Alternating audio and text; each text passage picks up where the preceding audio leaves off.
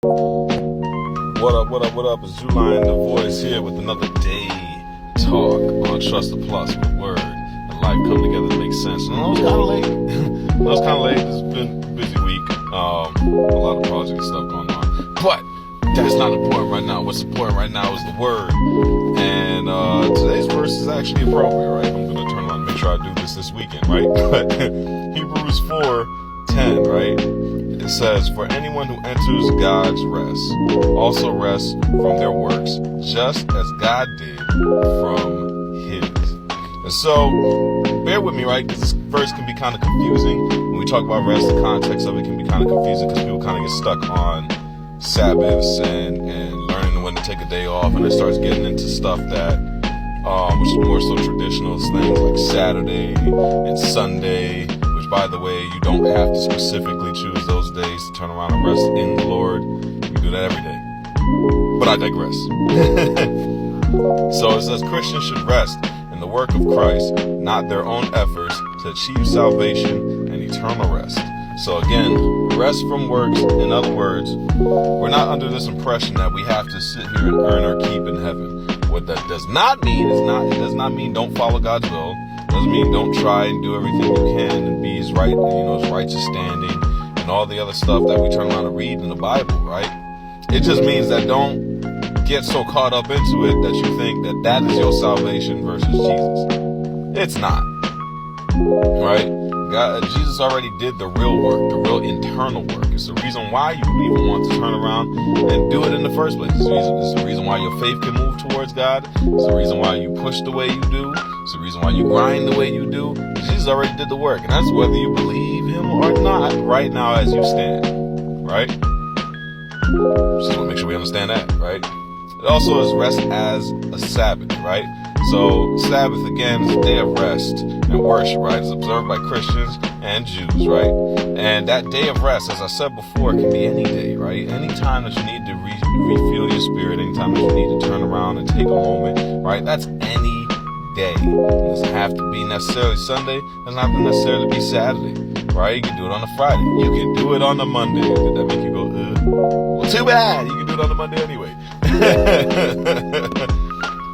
Right? It's just all about intimacy and connecting with God, right? Take that moment to turn around and lean on him, lean towards him, right? Power up, right? Recharge. These are important, right? And then rest is a spiritual state, right? It goes further to give context to that, right? And so what that initially means, right, is that we come to this point where our spirit is completely fueled by God, right? We're in this, what's the best way to say, when you go in the water, right? And you float and you just let go and you let yourself drift off. That's how our spirit's supposed to be. That's how God wants us to be, right? To turn around and completely have our spirit flowing and drifting, right? With him, right? We're just moving according to how he moves. We're operating in whatever situation according to how he says operate, right? We're not giving too much emphasis on this world. And again, this is where it gets confusing. Understand me. I'm not saying be lazy. This is not a lazy talk, right? But this is understanding where your power derives from. The rest goes hand in hand. The rest is for refueling the spirit, but the rest is also in giving the burden of your day-to-day life situations and struggles, right, to God. Not getting pent up on stress and frustration and depression and irritation and aggravation and all the other shuns, right?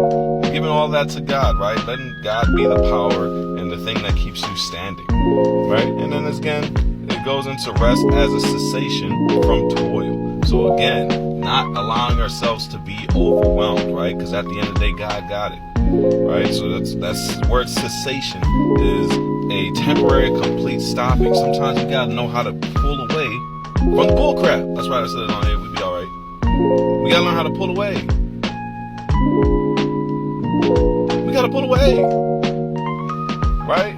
Like take a breather, take a moment, open the chapter, read the verse. If you're confused about something, open the book.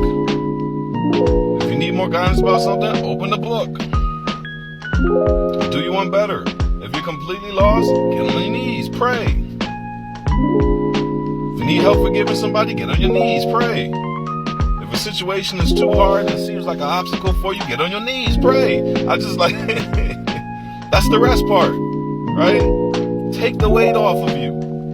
God said, give it to me. It's in multiple verses. Jesus turned around and said it. Jesus turned around and took it.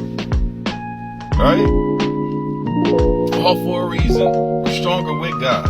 Not strong by ourselves. Absolutely weak. That boulder ain't going nowhere. It doesn't matter how many times you push it. I don't care how many push-ups you do, man. You're not one punch man. But, again, seriously.